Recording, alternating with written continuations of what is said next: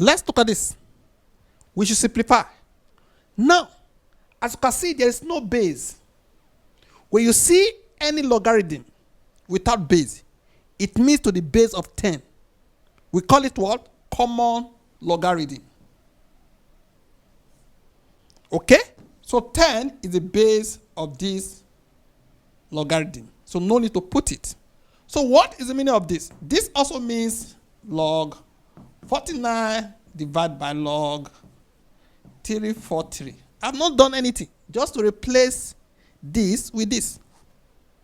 What is the meaning of 49? And that is 7 times 7. What is the meaning of 343? That is 7 times 7 times 7.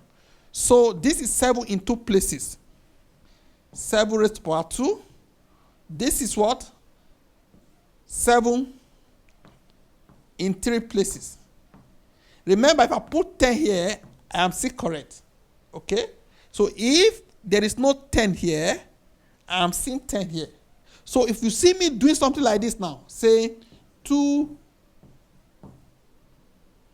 log 7, 3 log 7, you might be asking me, why am I bringing this 3 here? Because they are not 3. They are 3 because 10 is here, 10 is here.